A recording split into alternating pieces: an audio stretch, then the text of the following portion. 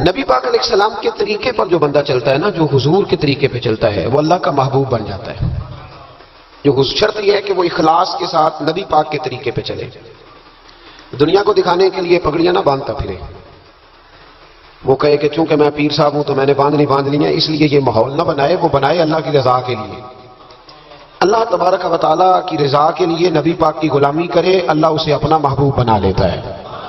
حضور کی کچھ سنتیں ہیں، کچھ چیزیں نبی پاک کو پیاری ہیں، کچھ تو آپ نے سنی ہوئی ہے، جیسے میٹھا کھانا سنت ہے، جیسے مسواک کرنا سنت ہے، جیسے مسکرانا سنت ہے۔ مسکرا رہے ہیں نا جی ماشاءاللہ، پریشان تو نہیں نا کسی بات میں؟ مسکرانا بھی حضور کی، شروع میں نمک کھانا، بعد میں نمک کھانا، درمیان میں میٹھا کھانا، یہ حضور کی سنت ہے۔ اور امامہ باندھنا نبی پاک کی، یہ چیزیں حضور کی پسند ہیں۔ نماز نبی پاک کو بڑی پسند ہے، فرمایا مجھے تمہاری دنیا کی چیزوں میں سے، دنیا کے کاموں میں سے جو کام بڑا پسند ہے وہ نماز پڑھنا ہے۔ خوشبو حضور کو بڑی پسند ہے، دودھ نبی پاک کو بڑا پسند ہے، یہ بھی ساری سنتیں ہیں۔ اسی طرح کی دو تین باتیں میں نے عرض کرنی ہے آپ کی خدمت میں۔ جس طرح نبی پاک علیہ السلام کو خوشبو پسند ہے، تکیہ پسند ہے، مسواک پسند ہے، اسی طرح تھوڑے مال پر قناعت کرنا یہ بھی میرے نبی کو بڑا ہی پسند ہے۔ تھوڑے پیسوں پہ راضی ہو جانا یہ نبی پاک کو، سادے مکان میں رہنا یہ حضور کو بڑا پسند ہے، سادی روٹی کھانا یہ میرے نبی پاک کو بڑا، یہ بھی حضور کی پسند ہے۔ تھوڑے رزق پہ راضی ہونا اور اس طرح راضی ہونا کہ لمبے سجدے ادا کرنا یہ میرے نبی پاک کی پسند ہے۔ حضور نے صرف غریبوں سے پیار نہیں کیا، ہمیں یہ سنایا جاتا ہے اور ہم ہمیشہ یہی سنتے ہیں کہ حضور نے غریب سے بڑی محبت کی۔ نبی پاک نے صرف غریب سے پیار نہیں کیا، دراصل حضور نے غریبی سے پیار کیا۔ کیوں نہیں سمجھ آئی آپ کو؟ حضور نے صرف غریبوں سے پیار نہیں کیا، نبی پاک نے، اس کا معنی یہ ہے کہ حضور نے غریب رہنا پسند فرمایا ہے۔ غریبوں کی طرح رہنا نبی پاک نے، سادہ مکان، ایک وقت کا کھانا اور سادی غذا، جس طرح غریب نہیں رہتے پرانے گھروں میں، کچے مکانوں میں، ٹوٹی چٹائیاں، ایک دو پیالے گھر میں، لمبے چوڑے برتن کوئی نہیں، یہ نبی پاک کی پسند ہے، یہ رسول پاک کی پسند ہے۔ اس کو محبوب جانا ہے نبی پاک صلی اللہ علیہ وسلم، حضور نے اس کو پسند کیا ہے۔ حاتم طائی کی بیٹی قیدی ہو کے آئی، جب اس کے قبیلے پر، اس کے علاقے پر مسلمانوں نے حملہ کیا تو حاتم طائی کا جو بیٹا تھا عدی بن حاتم، وہ اپنی بہن سے کہنے لگا ہمیں پتہ ہے مسلمانوں کا مقابلہ نہیں کر سکتے تو بھاگ جانے میں بہتری ہے، چلو باہر چلتے ہیں۔ تو بہن کہنے لگی بھائی تو نے بھاگنا ہے تو بھاگ جا، میں سردار کی بیٹی ہوں، میں قوم کے ساتھ جیوں گی، قوم کے ساتھ مروں گی، تو نے بھاگنا ہے تو بھاگ جا۔ عدی بھاگ گئے ڈر کے۔ یہ خاتون جو تھی ان کو گرفتار کر لیا مسلمان عورتوں نے، تو کہ یہ تلوار لے کے آئی تھی لڑنے کے لیے۔ ابن اسحاق ابن حشام دونوں کتابوں میں روایت موجود ہے۔ یہ خاتون کہتی ہے کہ میں نے بڑے تگڑے سوال تیار کیے، کیونکہ معاذ اللہ ثم معاذ اللہ میرا خیال تھا وہ نبی نہیں، وہ بادشاہ ہیں، وہ ایک اسٹیٹ کے سربراہ ہیں، وہ حکمران ہیں، میں معاذ اللہ نبی نہیں۔ میں نے بڑے تگڑے سوال تیار کیے اور میں اپنے آپ سے کہہ رہی تھی میں ایسی ایسی باتیں کروں گی مسلمانوں کے نبی سے کہ انہیں جواب نہیں آئے گا، معاذ اللہ ثم معاذ، نقل کفر نہ باشا۔ کہتی ہے میں حضور کے سامنے لائی گئی گرفتار کر کے، اور جب مجھے حضور کے سامنے کھڑا کیا گیا نا تو میرا سر ننگا تھا۔ توجہ ہے میری بات پر؟ میرا سر ننگا تھا تو میرے ذہن میں بڑے سوال تھے، میری گردن اکڑی ہوئی تھی۔ حضور نے میرا ننگا سر دیکھا تو محبوب ممبر سے اٹھے، اپنے کندھوں سے مدثر والی چادر اتاری اور حضور علیہ السلام نے حاتم طائی کی بیٹی کے سر پہ دے دی۔ بی بی کہتی ہے جب حضور کی چادر آئی تو میری اکڑی ہوئی گردن خود بخود جھک گئی نیچے کی طرف، خود بخود جھک گئی۔ سوال ابھی بھی میرے ذہن میں موجود تھے۔ اتنے میں ایک صحابی حضور کی بارگاہ میں آئے اور عرض کرنے لگے یا رسول اللہ صلی اللہ علیہ وسلم یہ کافر کی بیٹی ہے، مشرک نجس ہوتا ہے، تو میں اپنی چادر نہ دے دوں، آپ اپنی لے لیں، کافر کی بیٹی ہے۔ تو محبوب نے اس کی طرف جلال کی نظروں سے دیکھا، فرمایا خاموش ہو جا، بیٹیاں برابر ہوتی ہیں، تیاں سانجیاں ہوتی ہیں، بیٹیاں، بولیے جی پکی بات ہے، بزرگ چپ کر جائیں، نوجوان بولے بیٹیاں، اللہ آپ کو خوش رکھے، تیاں سارے دیاں، ہاں، اگر تو کسی کے گھر گندی نظر ڈالے گا تو تیرا گھر بچ نہیں سکتا، پکی بات۔ یہ نقد و نقد سودا ہے، جس نے اپنا گھر پاک رکھنا ہے وہ دوسروں کے گھروں کا محافظ بنے، پکی بات۔ بیٹیاں خبردار خبردار، کسی کی بچی کی عزت سے کھیلنے کی کوشش نہ کرنا، ورنہ اللہ تبارک و تعالیٰ بڑی سخت سزا دے، بچو۔ وہ کہتی ہے جب حضور نے کہا نا بیٹیاں برابر ہوتی ہیں تو میرے اندر سے ایک آواز نکلی. میں نے کہا او حاتم تائی کی بیٹی تو غلط تھی، یہ بادشاہ نہیں ہے تو اللہ کے سچے رسول ہیں. بادشاہ تو سخت سزائیں دیتے ہیں. کہتے ہیں حضور میرے قریب آئے اور آ کے کہنے لگے تو سردار کی بیٹی ہے، تیرے باپ میں اچھی خصلتیں پائی جاتی تھی، بتا تیرے ساتھ کیا معاملہ کروں. کیا معاملہ؟ یہ حضور کی پسند ہے، کیا معاملہ کروں؟ تو کہنے لگی میں چاہتی ہوں مجھے آزاد کر دے. کہتی مجھے امید نہیں تھی. حضور کہیں گے ٹھہر جا، بیٹھ جا، بات کرتے ہیں، مشاورت ہوتی ہے، پھر اس کے بعد کوئی فیصلہ ہوتا ہے. کہا آزاد کر دو. کہتی حضور نے میرے کہنے پر فوراً ہی اگلا جملہ ہی نہیں کہا، فرمایا جا تو آزاد ہے. کہتی ہے میں نے ایک جملہ اور کہا، میں نے کہا میں اکیلی نہیں جاؤں گی، سارا قافلہ آزاد کرو. اب تنگی یہ داماں پہ نہ جا، اور بھی کچھ مانگ ہے آج وہ ماہل بعطا، اور بھی کچھ مانگ. کہنے لگی اکیلی نہیں جاؤں گی، سارا قافلہ، سارا قبیلہ آزاد ہو. حضور نے فرمایا تو پتہ نہیں کیا سوچ رہی ہے، تو جہاں آئی ہے وہاں سے خالی جاتا ہی کوئی نہیں. سارا قافلہ. حضور نے فرمایا بھی اس کے قبیلے کو کھانا بانا کھلاؤ اور ساری آزاد کر دو. واپس گھر گئی تو اپنے باپ کو، اپنے بھائی کو بلایا، بلا کے کہنے لگی بھائی وہ بادشاہ نہیں، وہ نبی ہے. بادشاہ نہیں وہ، اب تو جن کو فقیر ہونا چاہیے تھا وہ بھی بادشاہ بن گئے.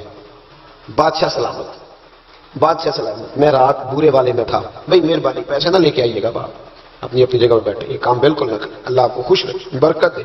میں اس کو حرام نہیں کہتا، پر یہ سٹائل نظرانے کا درست نہیں، اس سے بچا کرے، ورنہ پھر وہی بندہ چنگا لگنا جنہیں پیسے لے کے آنا ہے. دوجے کا دل کرنا ہے ٹوری جانتے چنگے نے، اس لیے اس چکر سے باہر نکلا ہے تاکہ قوم سمجھدار ہو جائے. بالکل یہ کام نہیں کرے. سنیں اور یاد رکھیں. میں تھا وہاں دور تو 2-3 بچے نا یوں ہاتھ باندھ کے کھڑے ہو گئے. اب حضور نے فرمایا کہ اس طرح کا معاملہ نہ کرو جیسے مجوسی اپنے بادشاہوں کے ساتھ کرتے تھے. میں کہ پتر بیٹھ جو، کہنے نہیں ساری ڈیوٹی ہے. میں کہ کیس لائی ہے؟ میں بادشاہ سلامت ہوں تو بیٹھ جو کرسی تیرا عملہ. کیا چکر چل گیا؟ ہاتھ باندھ کے کھڑے ہونا، کونوں میں کھڑے، کیا اس کا مطلب؟ ادب آداب ہیں، کرنے چاہیے، لیکن کیا لوگوں کو سزا ملی ہوئی ہے کہ وہ بیچارہ جو غریب آدمی ادب آداب صرف اس کی ذمہ داری ہے؟ ماڑا آیا تو پیر صاحب نے ادب پہ لگا دیا اور تگڑا آیا تو خود ادب کرنا شروع کر دیا. یہ کس قسم کا تماشا ہے؟ یہ کوئی طریقہ نہیں. ادب آداب ہونے چاہیے لیکن غریبوں کو سزا، انہیں سزا نہ دو اگر بیچارے آ گئے ہیں تمہارے آستانہ آ لیا. بہرحال آمدام برسرے مطلب کہنے لگی میں دیکھ کے آئی جو بادشاہ نہیں نبی ہے. تو ادھی کہنے لگا میں عورتوں کی باتوں پہ یقین نہیں کرتا، میں خود جا کے دیکھوں گا. میں نے کہا غریبی میرے نبی کی پسند ہے. حضور نے اللہ سے غریبی مانگ کے لی ہے. کہا یا اللہ مجھے زیادہ پیسے نہ دینا، ایک وقت کی روٹی دینا. اور حضور فرماتے ہیں رب نے اختیار دیا ہے، اگر میں چاہوں تو خود پہاڑ سونے کا بن جائے اور میرے ساتھ چلا کرے، پر میں نے اللہ سے زیادہ دولت مانگی. او بھائی دولت بڑی پیاری ہوتی تو سب سے زیادہ میرے نبی کی تجوریوں میں ہوتی. حضور نے دولت بانٹی ضرور ہے لیکن حضور نے اس سے پیار کی. یاد رکھے ہم تو پاگل ہو گئے پیسوں کے پیچھے بھاگ بھاگ. جو سڑک پہ ادھر جا رہا ہے وہ پیسے دینے جا رہا ہے، جو ادھر جا رہا ہے وہ لینے جا رہا ہے. پیسے کا ہی چکر ہے سارا، پیسے کا ہی چکر. پیسے. ایک صاحب نے فون کیا، کہنے لگے کو ٹائم دے دے. تو میں نے کہا بس یار وقت تھوڑے دے دے. کہتے تم خوش کر دیں گے. میں کہ مثلاً تو کی کرے گا؟ کہتے جنہیں پیسے کہو گے لب جائیں گے. تو میں نے کہا یار ہر ایک کو بکاؤ مال نہ سمجھا کر، ہمارا بہت زیادہ ریٹ ہے تو دے ہی نہیں سکتا. کہنے لگے کون دے سکتا ہے؟ میں نے کہا دنیا میں کوئی بھی نہیں دے سکتا، ہمارا ریٹ ذرا زیادہ ہے. ہم نے اگر ریٹ مانگنا ہوا تو قیامت کے دن غوث اعظم جیلانی سے جا کے مانگیں گے، یا ان سے مانگیں گے جن کے نام کی دہائی دیتے رہے ہیں، تعریف مصطفیٰ کی کرے اور نتیجہ ہم دنیا داروں سے مانگے، انہی سے لیں گے نتیجہ جن کے قصیدے ساری زندگی گائے ہیں. ہاں تو اس لیے چکر سے باہر. عام دام برسرے مطلب ادھی کہتے ہیں کہ میں خود جاؤں گا پھر جا کے دیکھوں گا. ادھی مدینے آئے دیکھنے، اور جب بندہ کسی کو دیکھنے آتا ہے تو تنقیدی نظر سے آتا ہے. کہتے ہیں میں مسجد نبی میں پہنچا تو کچی زمین پر غلاموں کے ساتھ، ادھر دیکھو یہ بھی تو حضور کی سنت ہے نا جی. حضرت ابو ہریرہ صحیح سند کی حدیث بخاری میں فرماتے ہیں حضور کے ساتھ ایک سفر میں تھا، نبی پاک علیہ السلام نے فرمایا کھانا نہ پکا لے. حضور پکا لے. فرمایا تو گوشت لے آ، تو اس طرح کا مسالہ جات تیار کر لے، تو فلاں چیز کر لے. آخر میں حضور فرمانے لگے میں لکڑیاں کٹھی کر کے لاتا ہوں جی. اللہ کرے پیرانو حدیث زبانی یاد ہو جائے، آمین تے آخیا جی. میں لکڑیاں کٹھی کر کے لاتا ہوں. لکڑیاں عرض کی یا رسول اللہ ہم کر دیں گے. تو محبوب نے فرمایا سارے کٹھے نہیں جا رہے، کوئی عرض نہیں میں بھی لے آؤں گا. تو فرماتے حضور اٹھے لکڑیاں کٹھی کر کے لائے. جب مسجد نبی شریف بن رہی تھی تو جناب ابو ہریرہ فرماتے ہیں میں 3 اینٹیں اٹھا کے لا رہا تھا، اللہ کے رسول 7 اینٹیں اٹھا کے لا رہے تھے. 7 اینٹیں. چودھری صاحب آپ روز آ کے کہہ دیتے قاری صاحب مسجد کی صفائی نہیں ہوئی، تو نہیں کر سکتا مسجد کی صفائی؟ کیا سمجھتا ہے تو اپنے آپ؟ صدر بننے کا کیا مطلب ہوتا ہے کہ بندہ روب ڈالنے لگے؟ دنیا میں جو سب سے زیادہ عزت والا اور بڑا ہوتا ہے وہ وہی ہوتا ہے جو اللہ کے گھر میں جھاڑو دیا کرتا ہے۔ کیا لوگوں نے معیار بنا لیا ہے؟ یہ معیار ہے، جو قوم کا بڑا ہوتا ہے وہ قوم کا خادم ہوتا ہے۔ عدی کہتے ہیں میں مدینے آیا تو میں نے نبی پاک علیہ السلام کو غلاموں کے ساتھ کچی زمین پہ بیٹھے دیکھا، اور غلام بھی کون؟ ایک طرف حضرت بلال حبشی بیٹھے اور دوسری جانب حضرت عمار بن یاسر بیٹھے، کہتے ہیں حضور بیچ بیٹھے، کھانا کھایا جا رہا ہے، اور حیران میں اس وقت ہوا جب اسی پلیٹ سے نبی پاک بھی کھا رہے ہیں اور بلال حبشی بھی کھا رہے ہیں ساتھ بیٹھ کے حضور نے۔ عدی کہتے ہیں میرے دل پہ چوٹ لگی، میں نے کہا نہیں یار، یہ بادشاہ نہیں، یہ بادشاہ جو اس طرح غریبوں کے بیچ بیٹھ کے روٹی کھائے۔ ہمارے تو بادشاہ غریبوں کے حق میں تقریر کرتے ہیں نا، ویسے ان سے پوچھو کہ اس گاؤں سے ڈنگے کا کرایہ کتنا ہے، اور پھر ڈنگے سے لالے بوسے کا کتنا ہے، ان کو کوئی پتہ نہیں۔ ان چودھریوں کو بچوں کو کھڑے کر کے پوچھو کبھی چنے کی دال کا بھاؤ کیا ہے، کبھی آندھی ہو بتاؤ گے نا، ان کو کیا پتا؟ ان کے گھر میں تو آ جاتی ہے، اللہ جانے کہاں سے آتی ہے، ہم بدگمانی نہیں کرتے۔ لیکن حضور ایک پلیٹ میں کھانا کھا رہے۔ عدی کہتا میں سمجھ گیا یہ بادشاہ نہیں۔ پھر میرے دل میں شیطان نے وسوسہ ڈالا، میں نے کہا مسجد کچی ہو سکتا ہے مکان بڑا پکا ہو، بنگلہ بڑا عالی شان ہو۔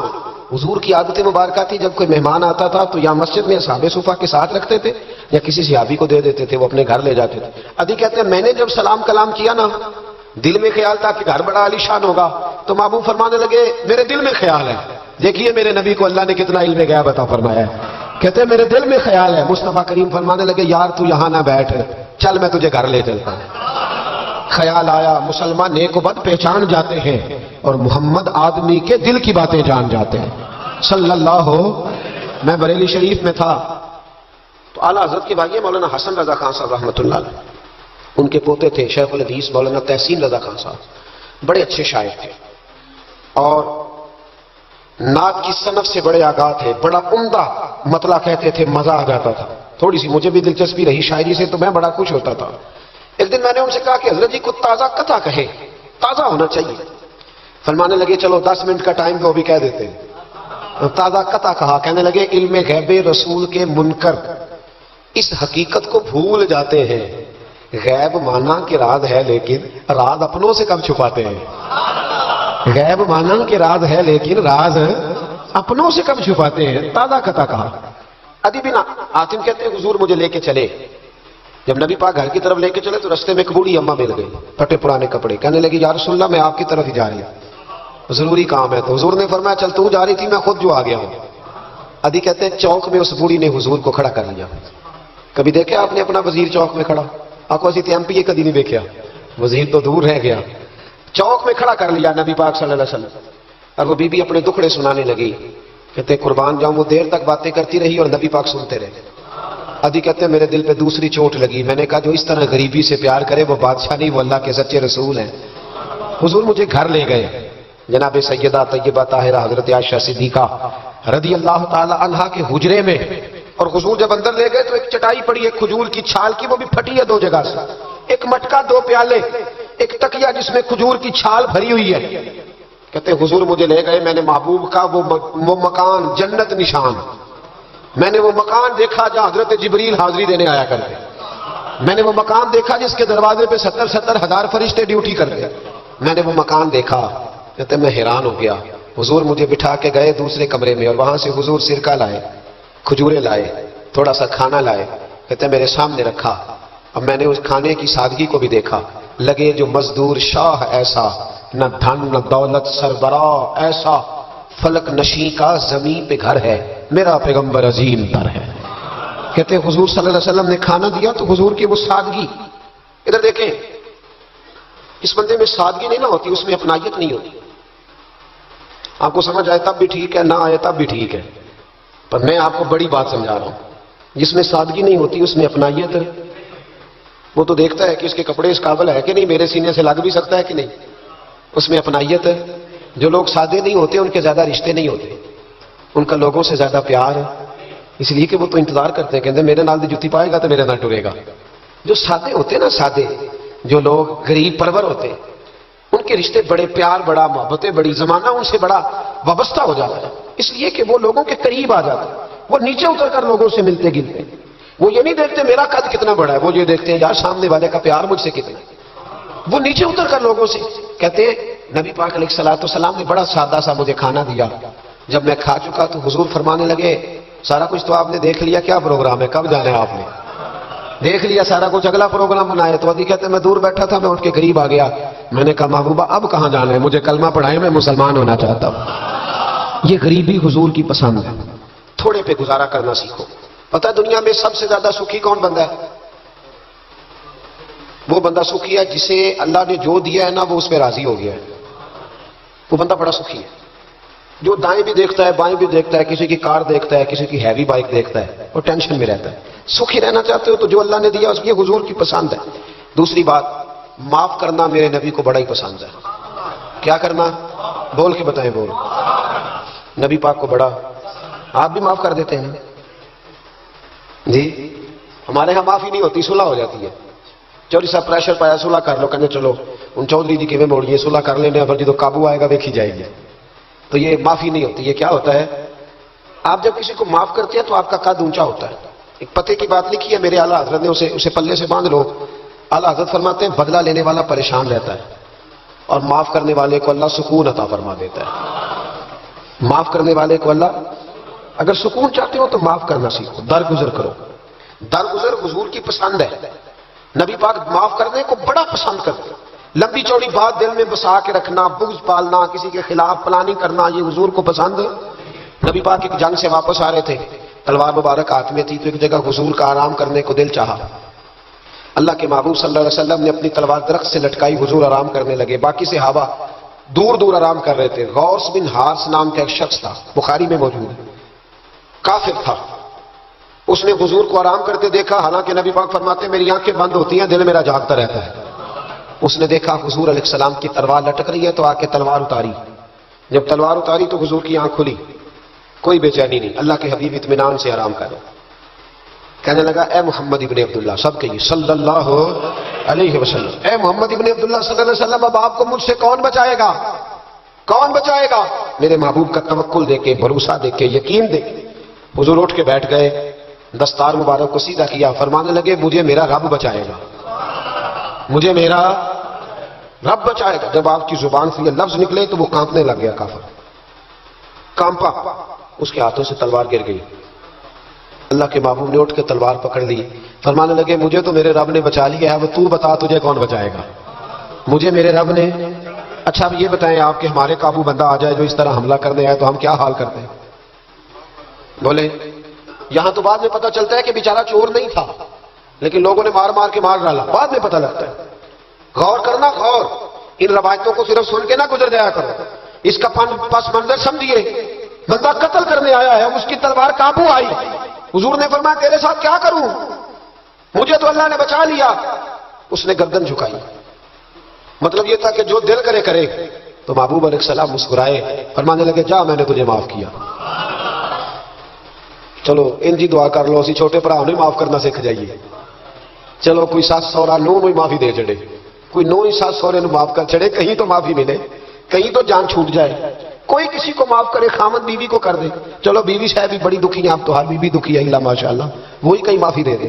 خدا را معاف کرنا سیکھو. اتنا بغض اندر بھرا ہے, سالوں بیت گئے, رشتہ دار ایک دوسرے سے مل نہیں رہے, معافی نہیں دے رہے. فرمایا جا تجھے معاف کیا.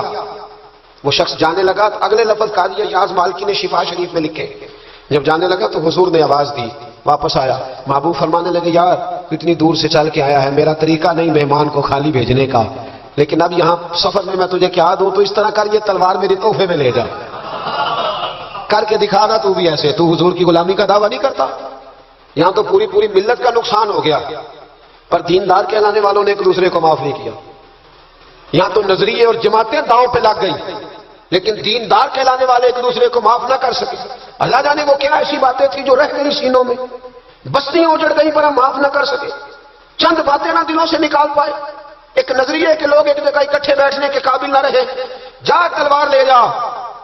وہ شخص کہتا ہے 2 منٹ میں تلوار لے کے آگے بڑھا, پر میرے اندر سے آواز آئی, اور یار جس کا اتنا بڑا حوصلہ ہو, جو اتنا معاف کرنا جانے, وہ بھی کبھی جھوٹا ہو سکتا ہے.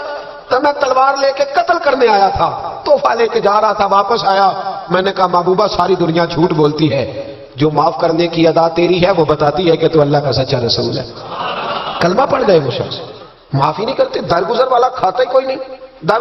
ایک صاحب کہنے لگے جی باقی تو ساری باتیں اچھی ہیں, فلاں مولوی صاحب کی ایک عادت نہیں مجھے پسند, تو میں کہا چل ایک دی معافی بھی دے چھڑی دیے, ایک نہ پسند ہوئے تو ایک دی, لیکن تو 99 نہیں ویکھیاں تو ایک ویکھ لی جڑی نا پسند سی. ایک دی تو چلو معافی ملنی چاہیے, انسان ہے. ویسے میرا تو خیال ہے کہ کوئی بندہ 55% ٹھیک ہو تو اس کی تعریف کرنی چاہیے. جی میں آپ کو صحیح بات, کتنے فیصد بول کے بتائیں, اسی کتنے فیصد صحیح ہے؟ تو پھر کم از کم جو 55% صحیح ہے اسے تو صحیح مان لو. اپنا اگر حال 5% ہے تو جو 55% ٹھیک ہے اسے تو صحیح مان لو. چلو چھوڑو 45% بھی اگر غلط ہے تو پھر بھی زیادہ پرسنٹ تو ٹھیک ہی ہے نا. معاف کریں. حبار بن اسود, اس نے حضور کی بیٹی کو شہید کیا تھا. بیٹیاں بڑی پیاری ہوتی ہیں. یہ بیٹی جو ہوتی ہے نا یہ دل کا سکون ہوتی ہے, بڑی پیاری. اور بیٹیوں کا سکھ انسان کو جوان کرتا ہے, ان کا دکھ بندے کو بوڑھا کر دیتا ہے. حبار بن اسود نے نبی پاک کی بڑی شہزادی, حضور کی چاروں بیٹیوں نے دین کے لیے بڑی قربانیاں دی. ہمارا تو پراپوگنڈا ہے نا, جدھر دنیا چل گئی باہر حال, اس میں کوئی شک نہیں کہ عظمت زیادہ سیدہ فاطمہ کی ہے, پیار زیادہ حضرت فاطمہ سے کیا گیا ہے. لیکن حضور کی بیٹیاں کتنی ہیں بولے؟ ہمارے ہاں بس وہ نقیب نہیں کہتا اور میں پڑھن لگا حضرت فاطمہ دی منقبت, میں کہ پہلیاں تین بھی پڑھا پہلا میں مولا علی کی منقبت پڑھنے لگا. حضرت علی کا بغض کفر ہے, نفاق ہے, ان کا پیار ایمان ہے, پر باقی 3 کی بھی شان بیان کرنا وہ کوئی نہیں تو انہوں نے کسی نے بھی. ادھر کیوں نہیں جاتے؟ بیاں ہو کس زبان سے مرتبہ صدیق اکبر کا کہ محبوب خدا محبوب ہے صدیق اکبر کا. لٹایا راہ حق میں گھر کئی بار اس محبت سے کہ لٹ لٹ کر حسن گھر بن گیا صدیق اکبر کا. کیوں نہیں آتا؟ بڑی بیٹی تھی سیدہ زینب, بڑی شہزادی, مکے سے مدینے آ رہی تھی, گھوڑے پہ بیٹھی تھی, پیٹ میں بچہ تھا. حبار بن اسود نے گھوڑے کو کچھ چیز لگا دی, چبو دی, گھوڑا تیز دوڑا. میرے محبوب کی بڑی شہزادی گھوڑے سے گری, پیٹ میں بچہ تھا, تکلیف ہوئی, کتنے مہینے بیمار رہی, حمل بھی ضائع ہوا, اور سیدہ زینب وصال بھی کر گئی. جب ان کا انتقال ہوا تو روایت حضرت ابو ہریرہ کی موجود ہے, فرماتے میں نے حضور کی ساری داڑھی کو آنسوؤں سے بھرے ہوئے دیکھا. محبوب پریشان ہوئے ان کے وصال, دکھ ہوا حضور.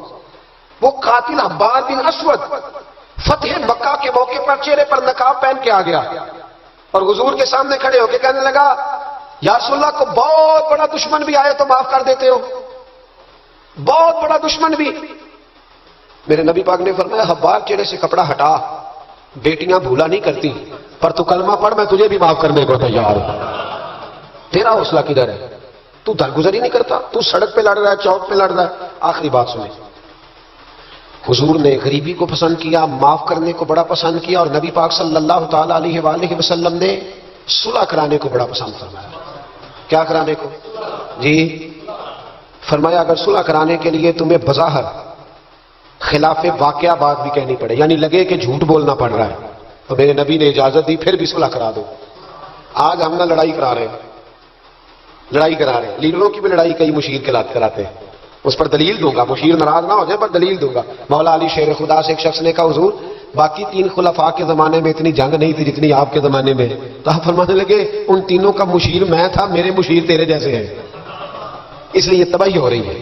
مہربانی فرمائیں, مشورہ صحیح دے. ہم ایک دوسرے کو اس طرح کی کہانیاں سناتے ہیں کہ دور کرتے ہیں.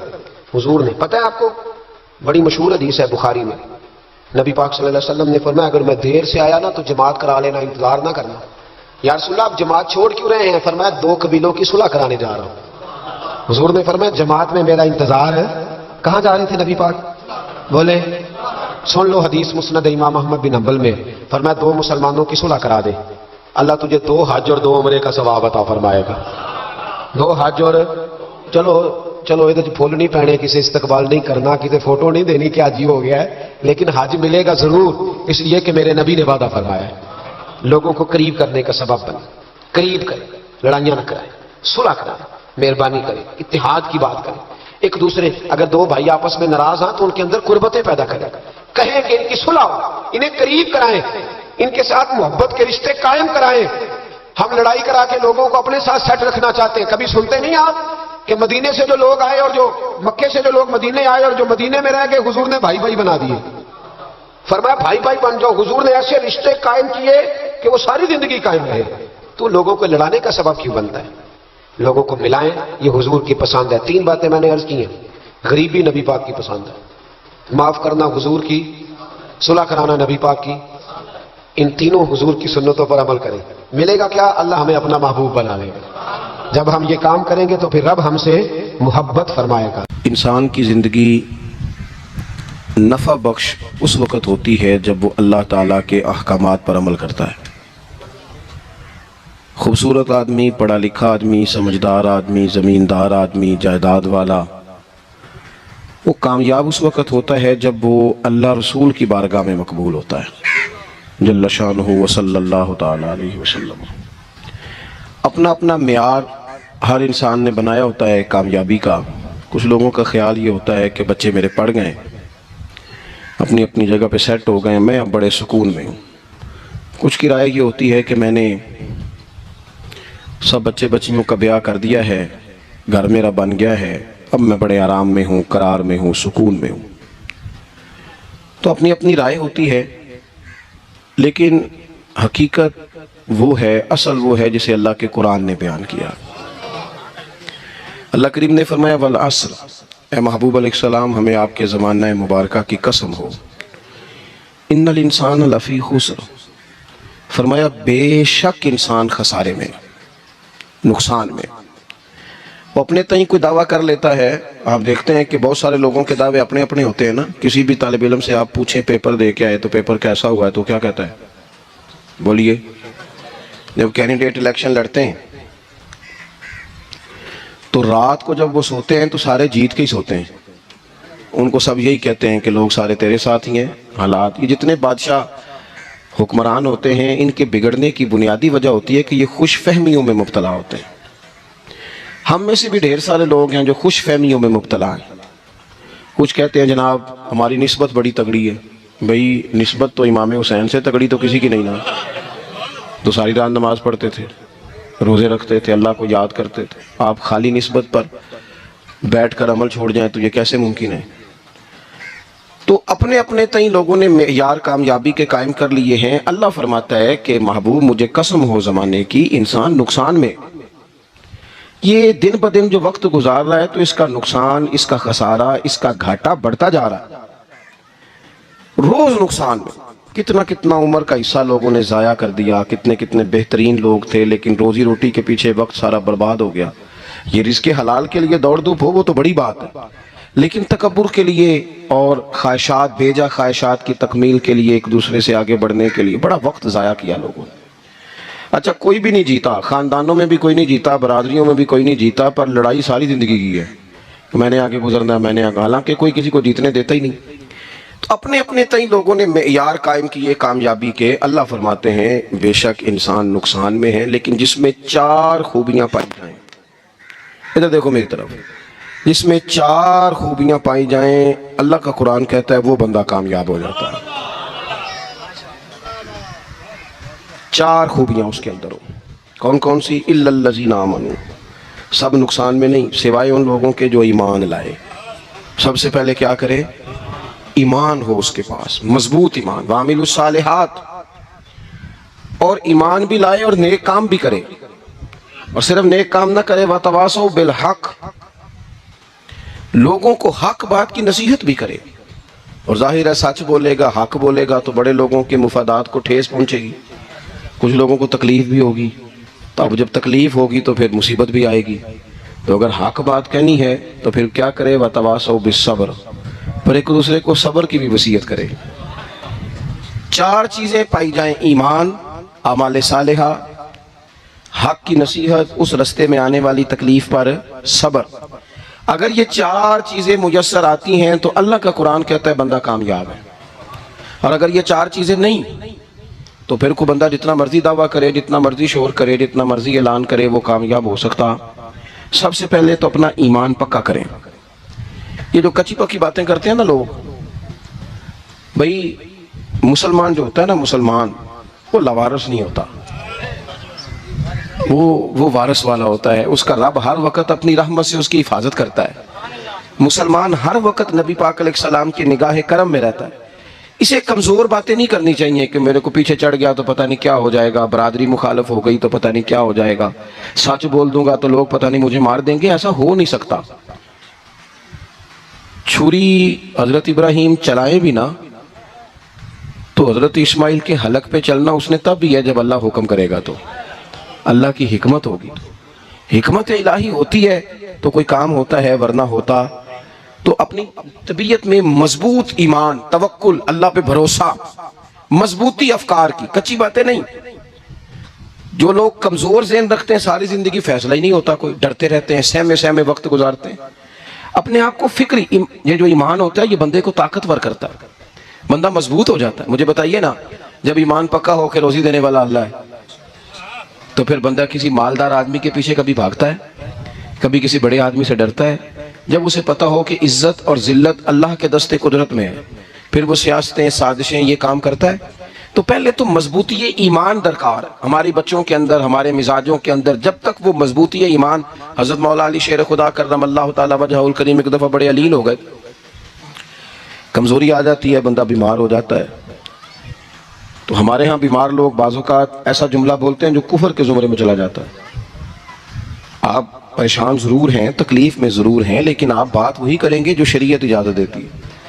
حضرت علی شیر خدا شدید علیل تھے.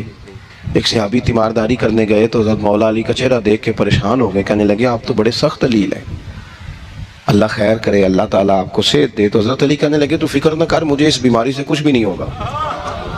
نے کہا کیوں؟ فرمانے لگے مجھے نبی پاک علیہ السلام نے فرمایا تھا علی اس وقت دنیا سے جاؤ گے جب داڑھی خون سے رنگین ہو جائے گی، تو اس کا مطلب ہے میں خنجر کے وار کے ساتھ شہید کیا جاؤں گا، میں بیماری سے دنیا میں نہیں جاؤں گا، میں یہ بیماری سے مجھے کچھ بھی نہیں ہوگا، اللہ مجھے شفا دے دے گا. چونکہ حضور نے فرمایا کہ ساڈے نبی دی زبان ساڈے واسطے قرآن. تو سب سے پہلے تو اپنے ایمان کے اندر، توکل کے اندر مضبوطی پیدا کریں. مسلمان دیکھو نا، نماز پڑھنے سے روزی میں برکت ہوتی ہے کہ نہیں؟ ویسے جو چوپ ہے ان کی بھی ہوتی ہے کہ نہیں؟ نماز پڑھنے سے روزی میں برکت ہے. تو پھر اس کا مطلب یہ ہے کہ جب ٹائم آئے نا نماز کا تو گاہک جتنے مرضی کھڑے ہوں پھر دکان بند کرنی چاہیے، پھر نماز پڑھنی چاہیے، کیونکہ روزی تو اللہ نے دینی ہے، گاہکوں نے تو دینی. تو سب سے پہلے ضروری ہے مضبوطی ایمان. میری طرف دیکھیں جی، آپ ویڈیو ضرور بنائیں پر میری طرف بھی تو دیکھیں نا جی. اللہ آپ کو خوش رکھے. موبائل اللہ تو مہنگے دے پر ساری دیڑی یہ کام تری نہ کروں. آپ بنائیں ضرور، میں ویڈیو بنانے سے منع نہیں کرتا، سارے بنائیں بے شک، پر دیکھیں میری طرف، میری بات پر غور کریں. دوستو، مضبوطی ایمان، توکل، اللہ کی ذات پر بھروسہ. آپ کبھی میدان کربلا کا پورا نقشہ اپنے سامنے رکھیں نا، پورا نقشہ. دو چیزیں ہیں، امام حسین کو نظر آ رہا ہے اب شہادت ہو جائے گی، اتنی بڑی فوج آئی ہے، خدا کی حکمت کے تقاضے سمجھ میں آ رہے ہیں، حالات کیا ہوں گے سمجھ آ رہی، پر ایک لمحے کے لیے بھی ان کا توکل کمزور نہیں ہوا. اپنے رب پر جو مضبوط بھروسہ ہے، مضبوط. سیدہ طیبہ طاہرہ حضرت فاطمہ الزہرا رضی اللہ تعالیٰ عنہا اونٹ کے بالوں کی بنی ہوئی چادر اوڑھ کر چکی پیس رہی تھی.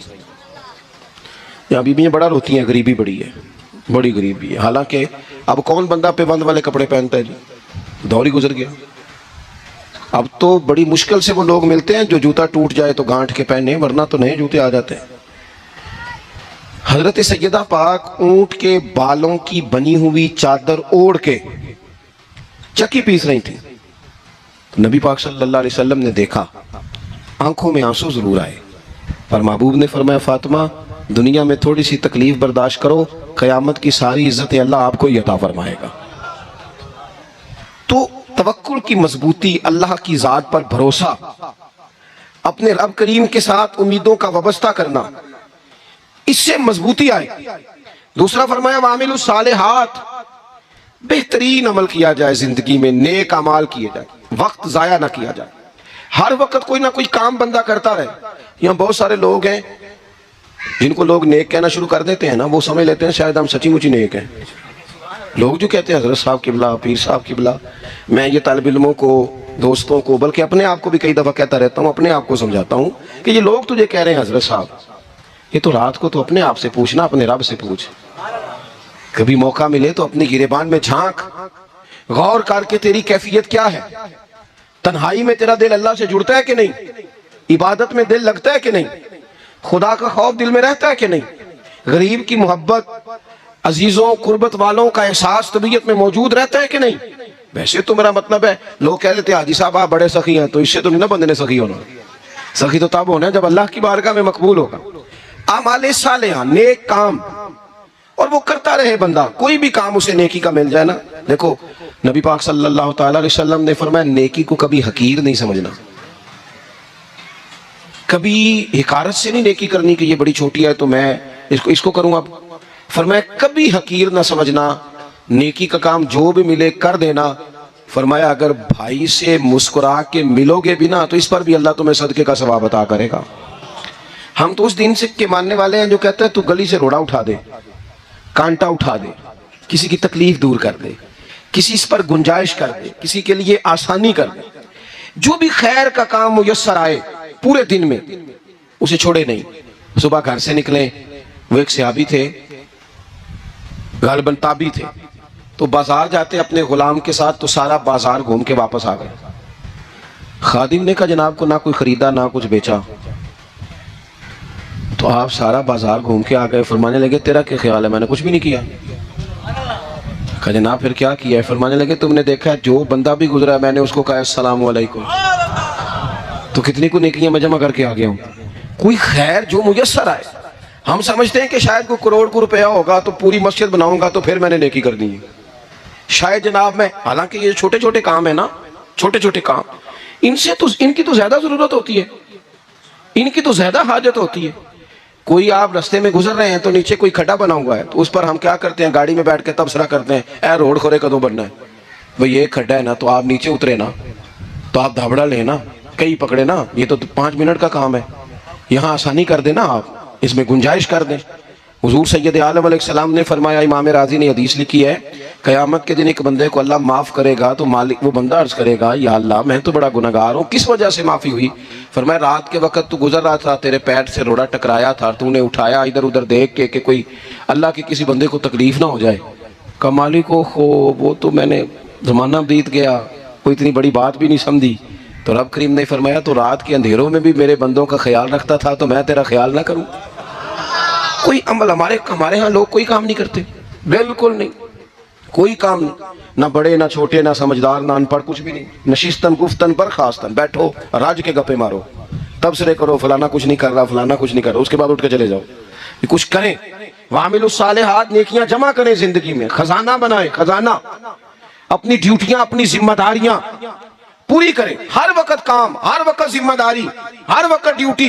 देखे ना इमाम हसन और हुसैन, इनकी आप कभी जिंदगी का मुताला करें, फर्ज नमाज के अलावा 100 रकत नमाज नफल रोज पढ़नी है, पता करना है गरीब कहाँ कहाँ है, उनका ख्याल रखना है, और मेरे पैसे नहीं देने। हमारे यहाँ लोग गरीबों को पैसे जरूर देते हैं, इज्जत नहीं देते, उनको 4 पैसे की मदद जरूर कर देते हैं पर इज्जत नफ्स का ख्याल नहीं रखते। इमाम ज़ैनुल आबिदीन रज़ी अल्लाह ताला अन्हु फरमाते हैं, गुजर रहे थे, आप देखें ना, इमाम गजाली हदीस लाए हैं कि बंदा और कुछ ना करे, किसी मोमिन का दिल राजी कर दे तो अल्लाह 60 साल की नफली इबादत का सवाब अता करता है। दिल बदस्तावर के हज अकबर अस्त, आज हजारा का यक दिल बेहतर अस्त। किसी का दिल खुश कर देना, उसको राहत दे देना, उसको करार दे देना, उसके लिए कोई ऐसा सामान कर देना कि बंदा मुतमईन हो जाए, सुकून हो जाए। ये हमारे यहाँ जो लोग होते हैं ना, सरकारी मुलाजिमीन, ड्यूटियों वाले, इनकी तबीयतों में तलखी होती है।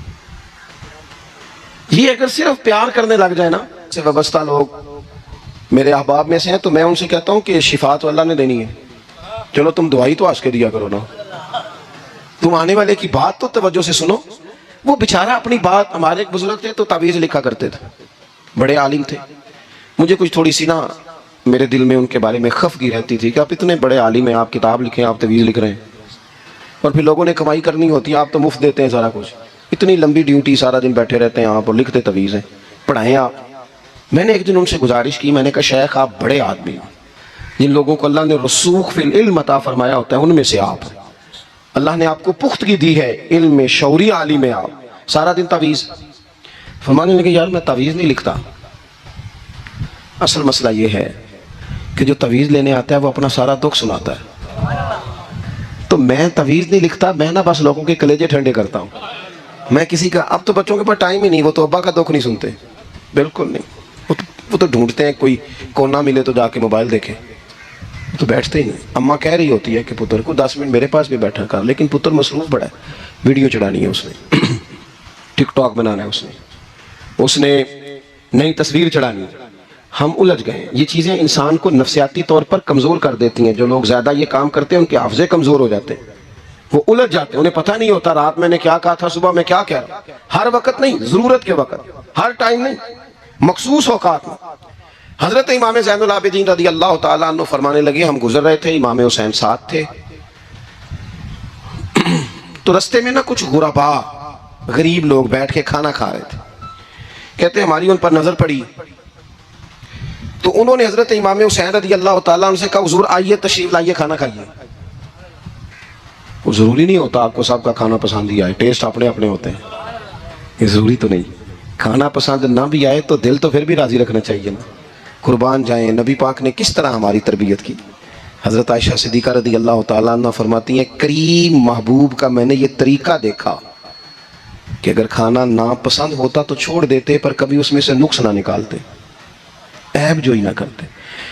گرمی کے موسم میں کھڑی ہے بیچاری خاتون, اور کتنی مشقت سے اس نے کھانا بنایا, اور کتنی گرمی سے یہ چولہے کے سامنے, لیکن صاحب وہ کھانا رکھا ہے تو وہ کہتے ہیں یہ تو کی پکایا ہے, وہ کھانے والی چیز ہے بھائی, اس طرح کرنا. اب جو اگلی ہنڈی ہے وہ تو پکا, نہ تو کھڑا ہو. یہ پتہ چلے یہ کام کتنی مشقت کا ہے. زندگی میں کچھ تھوڑا سا دوسروں کا خیال رکھنا یہ بھی تو دین کا حصہ ہے نا. آپ اپنی زندگی میں ہمیشہ اپنے لیے سوچیں, کسی اور کا سوچیں ہی نہ. تو میرے عزیز یاد رکھیں گے آپ, امام زین العابدین کہتے ہیں نبی پاک صلی اللہ تعالیٰ علیہ وآلہ وسلم نے نا حضرت امام علی مقام کی, امام حسن اور حسین کی اس طرح سے کچھ تربیت فرمائی تھی کہ غریب پروری ان کے اندر رچ بس گئی, مزاج بن گیا تھا. وہ غربا بیٹھے تھے, دسترخوان بچھائے سڑک کے کنارے, تو امام حسین گزرے تو انہوں نے آواز دی. امام صاحب لوگ کہنے لگے حضور تھوڑی روٹی نہیں کھا لیتے ہمارے ساتھ. تو امام صاحب آ گئے, نیچے بیٹھ گئے غریبوں کے ساتھ. کوئی جرت کرے نا, چلو امیروں نے تو غریبوں کے ساتھ بیٹھنے کی جرت نہیں کرنی, کوئی پیر ہی بیٹھ جائے غریبوں کے ساتھ, وہی مہربانی کر دے کہ میں پیر صاحب ہوں قبلہ ہوں, تو میں ہی چلو لنگر کھا لوں مریدوں کے ساتھ بیٹھ کے.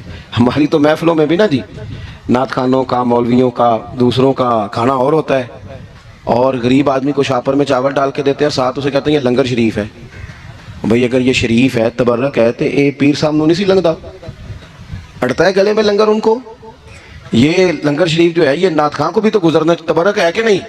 ہاں نہ تو کرو نا. تو جیڑی زیادہ تبرک والی شے ہے وہ پیرانوں بھی تو کھانی چاہیے نا. نعت خان کو اس کے لیے لہدہ سے مرغ مسلم اعلیٰ کھانے. میں اکثر دوستوں سے کہتا ہوں چلو میلاد شریف پہ ہی صحیح, سب کے لیے اچھا کھانا پکاؤ. چلو جس غریبوں کے بچوں کو بیچاروں کو سارا سال وہ بوٹیوں کے لیے لڑتے ہیں, تم میلاد پہ اچھی روٹی پکا دو, تو بچہ جب کھائے گا نا بہت ساریاں بوٹیاں اور چاول, اور اپنے ابا سے پوچھے گا کہ ابا جی آج کی گل ہے, بڑا گوشت پہ لبدا ہے. تو ہو سکتا ہے غریب باپ رو ہی پڑے اور اسے کہے پتر تو آج راج راج کے کھا, ساڑھے نبی پاک دا میلاد شریف.